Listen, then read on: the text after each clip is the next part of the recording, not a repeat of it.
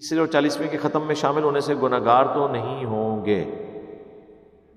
ایصال ثواب کے جو ختم ہیں ان میں شامل ہو کے اگر آپ بچ سکتے ہیں تو بچیں، باقی آپ کو رشتہ داری کی وجہ سے شامل ہونا پڑتا ہے تو آپ شامل ضرور ہوں، کھانا وغیرہ وہاں نہ کھائیں۔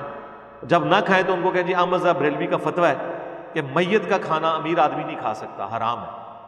قرآن حدیث تو یہ مانتے کوئی نہیں، ان کو اعلیٰ حضرت کا فتویٰ بتا دیں۔ کتنا حیران کن فتویٰ ہے جی۔ ہم جب بریلوی بھی تھے نا، میت کا کھانا کبھی نہیں کھایا ہم نے۔ اعلیٰ حضرت کے نزدیک میت کا کھانا صرف وہ شخص کھا سکتا ہے جس پہ زکوٰۃ لگتی ہو۔ ہاں ہوں مولویوں نے پوچھو ایک گل دس دے کیوں نہیں، مولویوں کا کھانا ٹھیک ہے، ان کو تو زکوٰۃ، صدقات، خیرات سب کچھ لگتی ہے، بلکہ صدقہ وہ چیز ہے جو بلا کو کھا جاتا ہے، اور مولوی وہ بلا ہے جو صدقے کو بھی کھا جاتی ہے۔ مولوی کو سب کچھ لگ جاتا ہے، لیکن اسے پوچھے کیا اعلیٰ حضرت کا یہ فتویٰ نہیں؟ مرنے سے 6 گھنٹے پہلے انہوں نے اپنے بیٹوں کو وصیت لکھوائی ہے، وصایا شریف کے نام سے، وہ پرنٹڈ ہے۔ اعلیٰ حضرت کی وصایا شریف آپ دعوت اسلامی والوں سے لے لیں، جس میں انہوں نے باقاعدہ پوری کی پوری لسٹ بتائی ہے، کوئی 10-15 کھانوں کی لسٹ ہے۔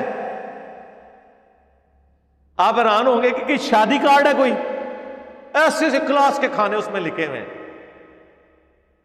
اور اس کے اینڈ پہ انہوں نے لکھوایا کہ یہ بلا کے پورے بریلی کے جو غریب ہیں ان میں یہ کھانا آپ نے تقسیم کرنا ہے میری میت کے ایصال ثواب کے لیے، اور اس چیز کا خیال رکھنا ہے کہ کوئی امیر آدمی اس میت سے نہ کھائے، کیونکہ میت کا کھانا صرف غریب کے لیے جائز ہے۔